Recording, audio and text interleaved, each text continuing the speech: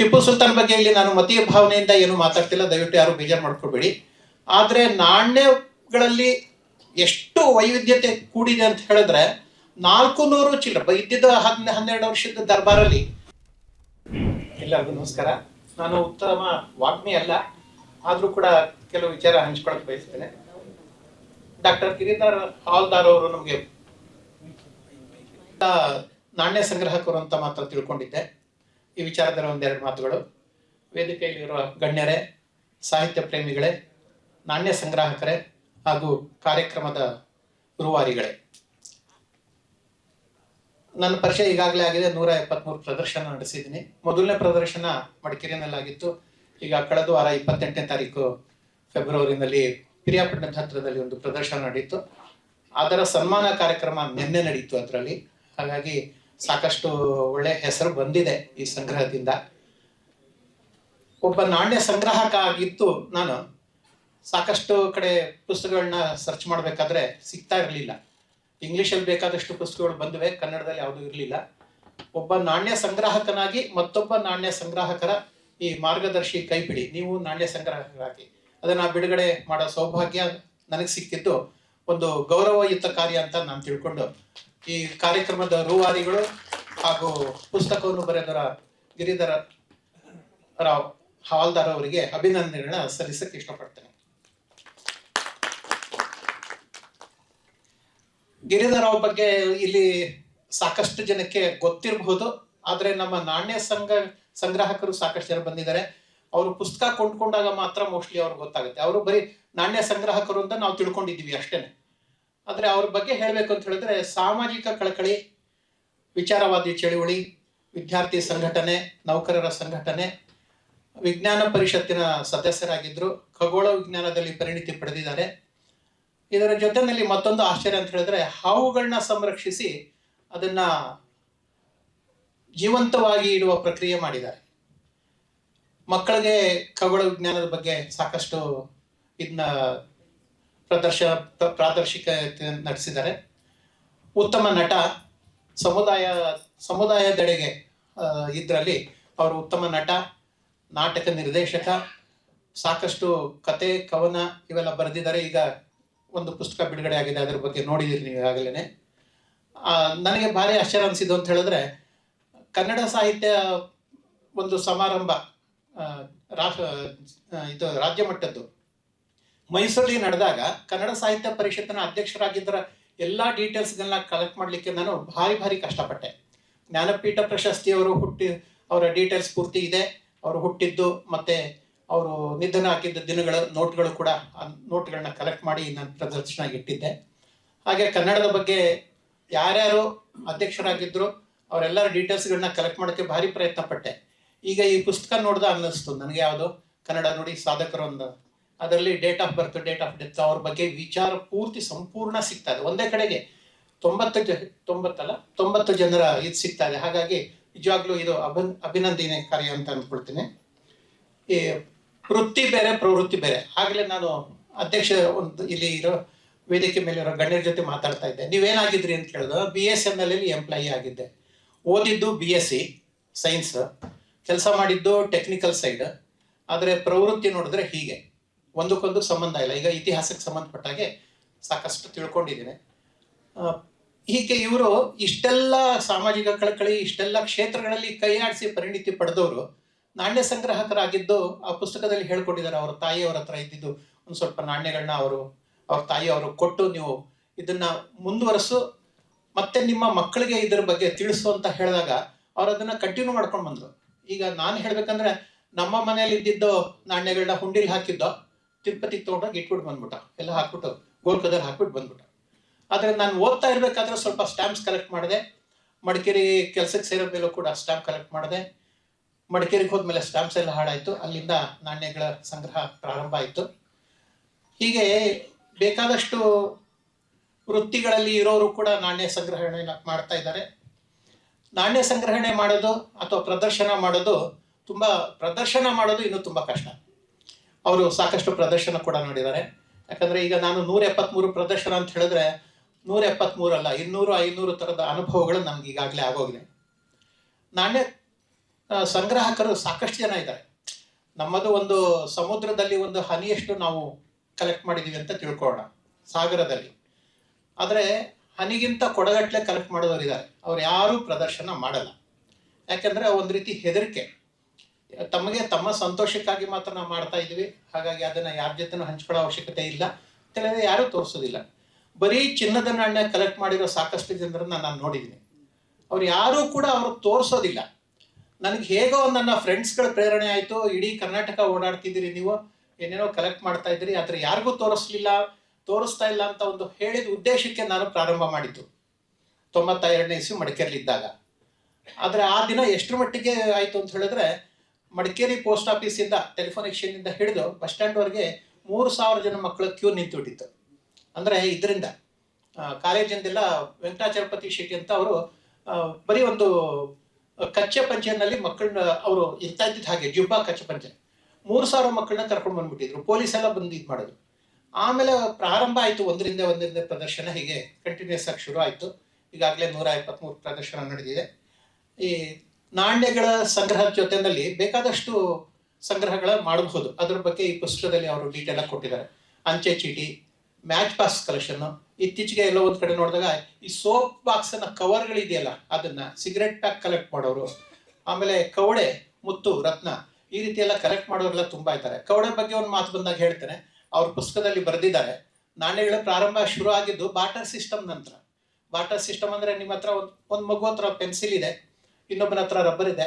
Exam ದಿನ pencil ತಂದಿರೋನು rubber ತಂದಿಲ್ಲ, rubber ತಂದಿರೋನು pencil ತಂದಿಲ್ಲ. ಆಗ ಏನು ಮಾಡಬೇಕು? ತಕ್ಷಣ ಅದನ್ನು ಕಟ್ ಮಾಡಿದೇನೆ ಅವರಿಬ್ರು ಎಕ್ಸಾಮಲ್ಲಿ ಪಾರ್ಟಿಸಿಪೇಟ್ ಮಾಡಬಹುದು.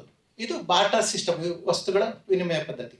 ಆ ಟೈಮಲ್ಲಿ ಈ ಕವಡೆ ಇದೆಯಲ್ಲ, ಕವಡೆ ಮತ್ತು ಬೆಲೆ ಬಾಳೋ ಲೋಹ, ಕಲ್ಲು ಇಂಥವೆಲ್ಲ ಚಲಾವಣೆಗೆ ಬಂದಿದ್ದು.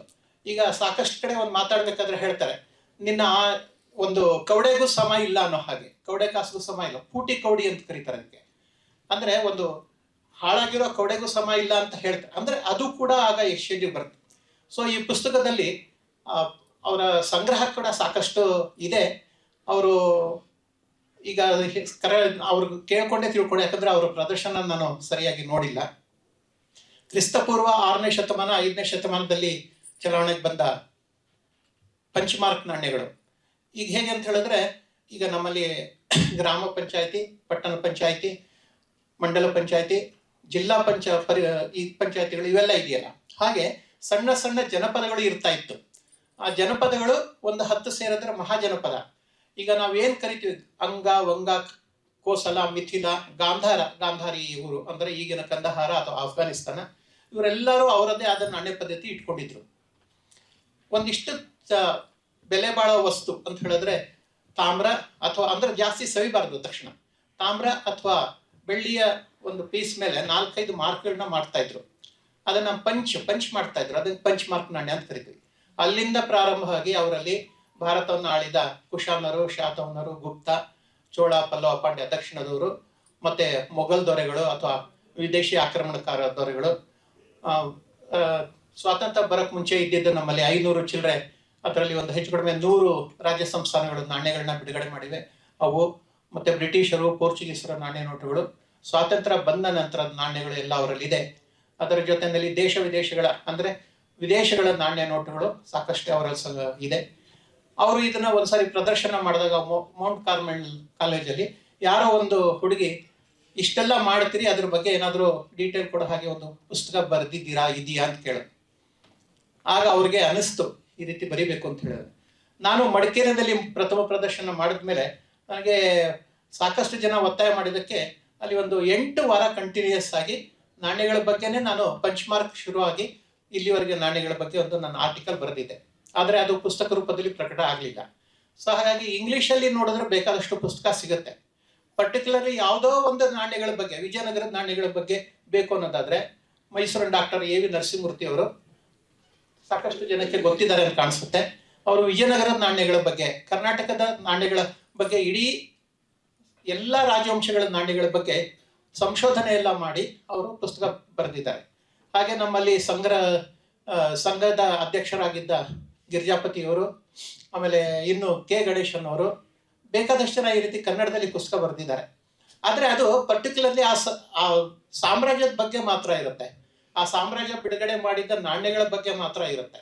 ಆದರೆ ಇದನ್ನ ಹೇಗೆ ಸಂಗ್ರಹ ಮಾಡಬೇಕು, ಯಾವ ರೀತಿ ಅದನ್ನ ಇಟ್ಕೊಳ್ಬೇಕು, ಅಥವಾ ಸಂಗ್ರಹ ಮಾಡೋದ್ರಲ್ಲಿ ಯಾವ್ಯಾವ ವೈವಿಧ್ಯತೆ ಇರುತ್ತೆ ಅನ್ನೋದ್ರ ಬಗ್ಗೆ ಎಲ್ಲ ಈ ಪುಸ್ತಕದಲ್ಲಿ ತುಂಬಾ ಚೆನ್ನಾಗಿ ಕೊಟ್ಟಿದ್ದಾರೆ. ಅದ್ರಲ್ಲಿ ಹೇಗೆ ಅಂತ ಹೇಳಿದ್ರೆ ಅವರು ತುಂಬಾ ಚೆನ್ನಾಗಿ ಹೇಳ್ತಾರೆ. ಇದರಲ್ಲಿ ನನಗೆ ಆಶ್ಚರ್ಯ ಅನಿಸಿದ್ದು, ನಾನು ಕೂಡ ಬರಿಬೇಕು ಅಂತ ಪ್ರಯತ್ನ ಪಡ್ತಾ ಇದ್ದೀನಿ, ಆದರೆ ಪಾಯಿಂಟ್ ನಾನು ಮಾತ್ರ ಮಾಡ್ಕೊಳ್ತಾ ಇದ್ದೀನಿ. ಇವರು ನಾಣ್ಯಗಳು ಎಂದರೇನು, ನಾಣ್ಯಗಳ ಉದ್ದೇಶ ಏನು, ನಾಣ್ಯಗಳ ಹುಟ್ಟು ಬೆಳವಣಿಗೆ, ಹೀಗೆ ನಾಣ್ಯಶಾಸ್ತ್ರಜ್ಞರು ಮತ್ತು ನಾಣ್ಯ ಸಂಗ್ರಾಹಕರು ಎಂದರೆ ಯಾರು, ಈ ರೀತಿ ಶುರು ಆಗುತ್ತೆ. ಈ ರೀತಿ ಶುರು ಆಗಿ ಬೇಕಾದಷ್ಟು ವಿಚಾರಗಳನ್ನು ಇದರಲ್ಲಿ ಹೇಳಿದ್ದಾರೆ. ನಿಜವಾಗ್ಲೂ ಒಂದು ಸಂಗ್ರಹ ಯೋಗ್ಯ ಪುಸ್ತಕ ಇದು. ನಾವು ಸಂಗ್ರಹ ಮಾಡೋರು ಬೇಕಾದಷ್ಟು ಜನ ಇದ್ವಿ, ಆದರೆ ಮಕ್ಕಳು ಕೇಳಿದಾಗ ಏನೋ ಒಂದು ಸಿಂಪಲ್ ಆಗಿ ಒಂದು 2-3 ಮಾತು ಹೇಳ್ಬಿಟ್ಟು ನಿಲ್ಲಿಸ್ಬಿಡ್ತೀವಿ. ಯಾಕಂದರೆ ಅಷ್ಟು ನೋಡ್ಲಿ ಅನ್ನೋ ಉದ್ದೇಶ ಇರುತ್ತೆ, ಸ್ವಲ್ಪ ಇನ್ಫಾರ್ಮೇಶನ್ ಕೊಟ್ಟಿದ್ದು ಮಾಡ್ತಾರೆ. ಸೊ ಈ ಪುಸ್ತಕ ಇದೆಯಲ್ಲ, ಅದು ಭಾರಿ ಉಪಯುಕ್ತ ಅಂತ ಅನ್ಸುತ್ತೆ. ಈಗ ನನ್ನ ಪ್ರದರ್ಶನ ಆಗೋ ಎಲ್ಲ ಕಡೆ ಕೂಡ ಎಲ್ಲ ಸಂಗ್ರಹಕಾರಲ್ಲಿ ಆಮೇಲೆ ಗ್ರಂಥಾಲಯಗಳಲ್ಲಿ ಇದನ್ನ ಅವರು ಇಟ್ಕೊಂಡ್ರೆ ಮಕ್ಕಳಿಗೆ ಎಲ್ಲ ಅನುಕೂಲ ಆಗುತ್ತೆ ಅಂದ್ಕೊಂಡಿದ್ದೀನಿ. ಹಾಗೆ ನನ್ನ ಪ್ರದರ್ಶನ ಎಲ್ಲೆಲ್ಲಿ ನಡೆಯುತ್ತೆ ಆ ಶಾಲೆಗಳಿಗೆಲ್ಲ ಈ ಪುಸ್ತಕಗಳನ್ನ ಡೊನೇಷನ್ ಆಗಿ ಕೊಡಬೇಕು ಅಂತ ಮನಸ್ಸು ಮಾಡಿದ್ದೀನಿ. ಇದನ್ನ ಈಗ ನೆನ್ನೆ ಒಂದು ಸನ್ಮಾನ ಆಯಿತು ಅಂತ ಹೇಳಿದ್ನಲ್ಲ, ಈಗಾಗಲೇ ಅಲ್ಲಿ ಹೇಳಿ ಬಂದೆ, ನಾಳೆ ಪುಸ್ತಕ ಬಿಡುಗಡೆ ಆಗ್ತಾ ಇದೆ, ಇನ್ನೊಂದು ವಾರದಲ್ಲಿ ನಿಮಗೆ ಆ ಪುಸ್ತಕ ತಲುಪಿಸ್ತಾನೆ, ನಿಮ್ಮ ಮಕ್ಕಳು ಯಾರಾದರೂ ಇದ್ರೆ ಅವರಿಗೆ ತಿಳಿಸಿ ಅಂತ. ನಿನ್ನೆ ನಾನು ಮಾತಾಡ್ತಾ ಹೇಳಿದೆ ನಾನು, ಏನಂದ್ರೆ ಸಂಗ್ರಹ ಮಾಡೋರು ಇರ್ತಾರೆ, ತೋರಿಸೋರು ಕಡಿಮೆ. ನೀವು ತೋರಿಸದೇ ಇದ್ರೂ ಪರವಾಗಿಲ್ಲ, ಸ್ವಲ್ಪ ಮಟ್ಟಿಗೆ ಮಕ್ಕಳಿಗೆ ನೀವು ಶುರು ಮಾಡಿ ಅಂತ ಹೇಳ್ಬೋದು. ಯಾಕೆ ಅಂತ ಹೇಳಿದ್ರೆ, ಈಗ ನಿಮ್ಮಲ್ಲಿರೋ ಇಲ್ಲಿ ಇರೋರು ಮಾತಾಡ್ಬೇಕು, ಇವ್ರು ಇಲ್ಲಿರೋರ ಹತ್ರ ಹೇಳೋದಾದ್ರೆ, ನಿಮ್ಮಲ್ಲೇ ಈಗ ಚಿಲ್ಲರೆ ₹1, ₹2, ₹5, ₹20 ಅಂತೆಲ್ಲ ಇದೆ, ನಿಮ್ಮ ಜೊತೆಲೇ ಇದೆ, ನೋಟ್ಗಳು ಇವೆ. ನೋಟ್ಗಳಲ್ಲಿ ಯಾವ ಮಿಂಟಲ್ಲಿ ಅಂದ್ರೆ ಯಾವ ಪ್ರೆಸ್ಸಲ್ಲಿ ಪ್ರಿಂಟ್ ಆಯ್ತು ಅನ್ನೋದ್ರ ಬಗ್ಗೆ ಗೊತ್ತಾಗುತ್ತೆ. ABCD ಇದ್ರೆ ಮೈಸೂರು, ಅಥವಾ PQRS ಇತ್ತು ಅಂತ ಹೇಳಿದ್ರೆ ಸಾಲ್ಬನಿ ಪಶ್ಚಿಮ ಬಂಗಾಳದ್ದು. ನಾಣ್ಯಗಳಲ್ಲಿ ಕಲ್ಕತ್ತಾದಲ್ಲಿ ಆಯ್ತು ಅಂತ ಹೇಳಿದ್ರೆ ಏನು ಮಾರ್ಕ್ ಇಲ್ಲ ಇಸ್ವಿ ಕೆಳಗಡೆ. ಬಾಂಬೆನಲ್ಲಿ ಆಯ್ತು ಅಂತ ಹೇಳಿದ್ರೆ ಒಂದು ಡೈಮಂಡ್ ಆಕಾರ ಇರುತ್ತೆ, ಕಲ್ಕತ್ತಾ ಆದ್ರೆ ಏನು ಇರೋದಿಲ್ಲ. ಹೈದರಾಬಾದ್ ಆದ್ರೆ 5 ಪಾಯಿಂಟೆಡ್ ಸ್ಟಾರ್ ಇರುತ್ತೆ, ನೋಡ ಆದ್ರೆ ಒಂದು ಚುಕ್ಕೆ ಇರುತ್ತೆ. ಈ ರೀತಿ ಮಕ್ಕಳಿಗೆ ಇದನ್ನ ಹೇಳ್ಕೊಳ್ತಾ ಹೋದ್ರೆ ಅದನ್ನ ಅವರು ಪ್ರಾರಂಭ ಮಾಡ್ಲಿಕ್ಕೆ ಅನುಕೂಲ ಆಗುತ್ತೆ ಅಂತ ಹೇಳಿದಾನೆ. ಈ ಸ್ಟ್ಯಾಂಪ್ಸ್ ನಾವು ಕಿಂಗ್ ಆಫ್ ಹಾಬೀಸ್ ಅಥವಾ ಹಾಬಿ ಆಫ್ ಕಿಂಗ್ಸ್ ಅಂತ ಹೇಳಿದ್ರೆ, ಆದ್ರೆ ಸ್ಟ್ಯಾಂಪ್ಸ್ಗೆ ಬರೀ ಒಂದು 200-300 ವರ್ಷದ ಇತಿಹಾಸ ಮಾತ್ರ. ನಮ್ಮ ನಾಣ್ಯಗಳಿಗೆ 2000 ವರ್ಷದ ಹಿಂದಿನ ಇತಿಹಾಸ ಇದೆ, ಅವು ಇತಿಹಾಸಕ್ಕೆ ಪೂರಕವಾಗಿವೆ. ಒಂದು ಉದಾಹರಣೆ ಅಂತ ಹೇಳಿದ್ರೆ, ಹೊಯ್ಸಳರು ಅವರು ತಲಕಾಡನ್ನ ಗೆದ್ದಿದ್ರು, ಅಂದ್ರೆ ಗಂಗರನ್ನು ಗೆದ್ದಿದ್ರು, ವಿಷ್ಣುವರ್ಧನ. ಹಾಗೆ ಈ ಶಿವಮೊಗ್ಗ ಕಡೆ ಏರಿಯಾ ಮಲೆನಾಡು ಅಂತೀವಲ್ಲ, ಅವ್ರನ್ನ ಗೆದ್ದಿದ್ರು ಅನ್ನಕ್ಕಾಗಿ ನೊಳಂಬವಾಡಿಗೊಂಡ, ತಲಕಾಡುಗೊಂಡ, ಮಲಪರಳುಗೊಂಡ ಅಂತ ಒಂದು ನಾಣ್ಯ ಬಿಡುಗಡೆ ಮಾಡಿದ್ದಾರೆ. ಈಗ ನಮ್ಮ ಕರ್ನಾಟಕದ ರಾಜಲಾಂಛನ ಏನು, ಗಂಡಬೇರುಂಡ. ಅಚ್ಯುತರಾಯನ ನಾಣ್ಯದಲ್ಲಿ ಗಂಡಬೇರುಂಡ ನಡ್ಕೊಂಡು ಹೋಗ್ತಾ ಇರೋ ಹಾಗೆ ಹಾರ್ಕೊಂಡು ಹೋಗ್ತಾ ಇರೋ ಹಾಗಿದೆ, ವರಹ ಮತ್ತೆ ಅರ್ಧ ವರಹ. ಆ ನಾಣ್ಯಗಳಲ್ಲಿ 2 ಕೊಕ್ಕಲ್ಲಿ 2 ಆನೆ, 2 ಕಾಲಲ್ಲಿ 2 ಆನೆ ಅದನ್ನ ಹಾರ್ಕೊಂಡು ಹೋಗ್ತಾರೆ, ನಡ್ಕೊಂಡು ಹೋಗ್ತಾ ಇರೋ ಹಾಗಿದೆ. ವಿಜಯನಗರದೊಂದು ವೈಶಿಷ್ಟ್ಯತೆ ಏನು ಅಂತ ಹೇಳಿದ್ರೆ, ಅವರು ದೇವತೆಯರ ಚಿತ್ರಗಳು, ಪ್ರಾಣಿ ಪಕ್ಷಿ ಚಿತ್ರಗಳನ್ನೆಲ್ಲ ಹಾಕಿದ್ರು. ಆ ಹಿಂಭಾಗದಲ್ಲಿ ದೇವನಾಗರಿ ಬರಹ ಇರ್ತಿತ್ತು, ಮತ್ತೆ ಕನ್ನಡ ತೆಲುಗು ಲಿಪಿ ಇರ್ತಾ ಇತ್ತು, ಆದ್ರೆ ಬೇರೆ ಯಾವ ಲಿಪಿಗಳು ಕೂಡ ಹಾಕ್ಲಿಲ್ಲ. ನಮ್ಮ ಕದಂಬರಿಗಿಂತ ಮೊದಲು ನಮ್ಮಲ್ಲಿ ಶುರು ಆಗಿದ್ದೆ 75ನೇ ಇಸ್ವಿ ಕ್ರಿಸ್ತ ಶಕದಲ್ಲಿ. ಒಂದು ಆನಂದ ವಂಶ ಅಂತ ಹೇಳಿದ ಬನವಾಸಿ ಕಡೆಯವರು, ಸದಾನಂದ ಕಾಲಲೆಯ ಮಹಾರಥಿ ಅಂತ, ಈ ರೀತಿ ಎಲ್ಲ ಅವ್ರು ಚುಟುಕುಲಾನಂದ ಮುದಾನಂತ ನಾಣ್ಯಗಳು ಲೆಡ್ಡಲ್ಲಿ ಇರ್ತಾ ಇತ್ತು ಅದು. ಸೊ CCದಿಂದ ಶುರು ಆಗಿ ಇಲ್ಲಿವರೆಗೂ ಕೂಡ ನಾಣ್ಯ ಪರಂಪರೆ ಹೀಗೆ ಬೆಳೀತಾ ಹೋಗ್ತಾ ಇದೆ. ವಿಜಯನಗರದವರು ಈ ದೇವತೆಯವರು ಚಿತ್ರ ಹಾಕ್ತಿದ್ರಲ್ಲ, ಅದನ್ನ ಇಕ್ಕೇರಿ ರಾಜರು ಸದಾಶಿವರಾಯ ಅವ್ರು ಕಂಟಿನ್ಯೂ ಮಾಡಿದ್ರು. ಅದರ ನಂತರ ಹೈದರಾಲಿ ಕೂಡ ಅದನ್ನ ಕಂಟಿನ್ಯೂ ಮಾಡಿದ. ಶಿವ ಪಾರ್ವತಿ ಚಿತ್ರ ಹಾಕಿದ್ದಾನೆ, ಹಿಂದ್ಗಡೆ ಸಿ ಬರ್ದಿದ್ದಾನೆ, ಮೇಲ್ಗಡೆ ಒಂದು ಹೈಫನ್ ಹೀಗೆ ಕೊಕ್ಕೆ ಕೊಡ್ತು ಅಂದ್ರೆ ಅದು ಹೈ ಅಂತ ಹೇಳಿದ್ದಾನೆ ಪರ್ಷಿಯನ್ನಲ್ಲಿ. ಸೊ ಅದನ್ನ ಹಾಕ್ದ. ಆದ್ರೆ ಟಿಪ್ಪು ಸುಲ್ತಾನ್ ಬಂದ ಮೇಲೆ ಅದು 2 ಕಡೆನೂ ಬರಹ ಚೇಂಜ್ ಮಾಡಿ, ಅಂದ್ರೆ ದೇವ್ರ ಚಿತ್ರ ತೆಗೆದು ಹಾಕಿ 2 ಕಡೆನೂ ಬರಹ ಹಾಕ್ದ.